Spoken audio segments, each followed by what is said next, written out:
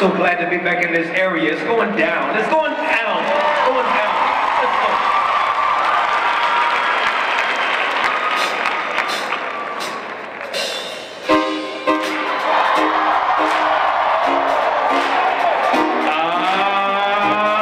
Chuck it up and down.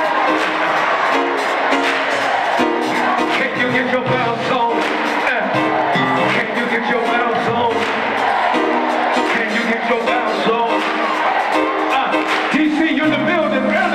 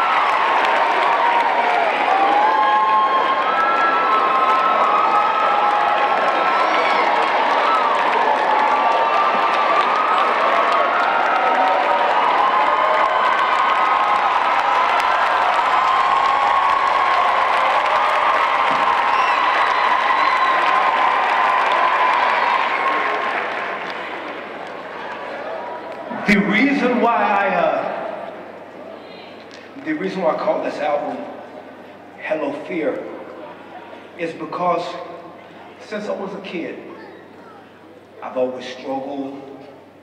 I've always had a problem with being afraid. Not to bore you, a lot of you know my story. I was adopted when I was 4 by a 64-year-old widow. She didn't have any kids. Her first husband died of cancer. No, because that'll make me cry.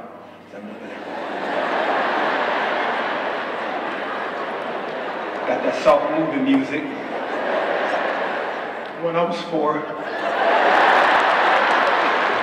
my mom,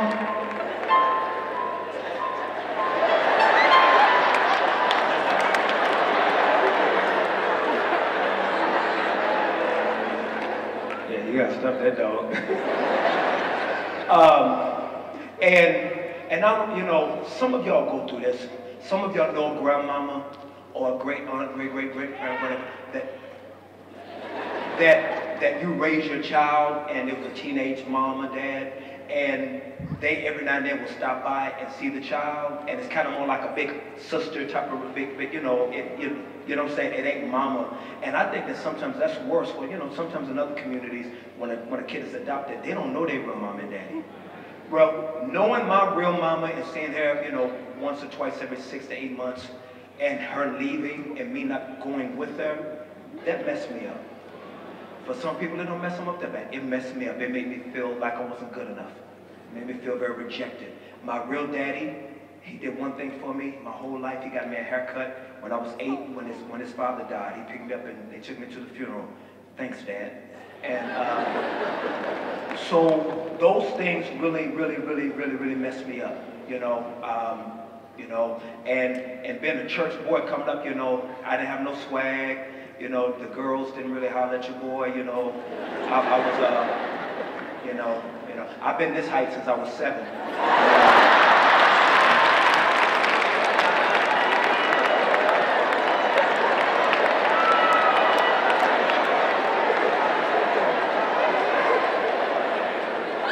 You may need to play that music.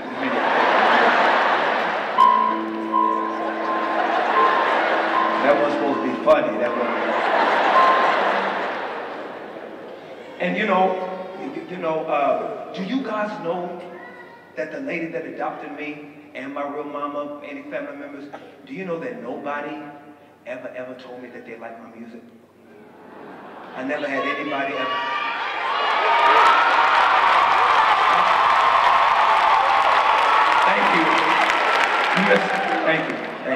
Thank you. So, I'm grateful for y'all, but you know, like I know, when I leave y'all, that ain't the voice that really matters. When you don't tell your kids that they can do something, you know, so I struggled with that all my life. While I was doing these records, and y'all listen to these records, I had real abandonment issues. I had some acceptance problems. I had a lot of issues. And and then what I would do, if we just want to keep it real, is I would church them.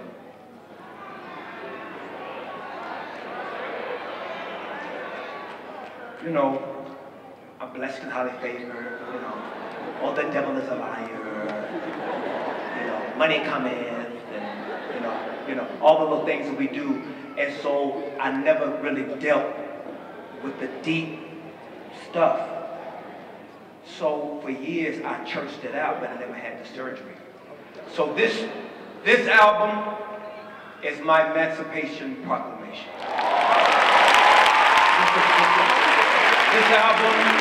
This album is me saying, and I want you to say it with me, because right now everybody in here has had that friend or had that fear knock on your door. You know, worrying about your money, worrying about your kids, worrying about the economy, worrying about the war, tsunami, earthquakes. And what I'm saying to you is the same thing that Paul told Timothy. He said, God did not give us, watch this, a spirit of fear. Right? Now watch this. Here's what you need to say. Here's the good news. First of all, it's a spirit and it's not from God. That's good news, because Because if God is sovereign, that means that everything is under his control and his authority. So that spirit, if it's not from God, that means that if greater is he that's living in you is greater than the one that's in the world, that means that you no longer have to be a prisoner to fear. This album is saying right now that fear may knock on our door, but we do not have to answer.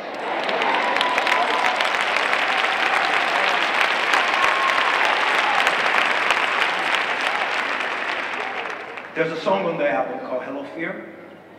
And if you haven't heard it, what I'd like to do is play a bit of it.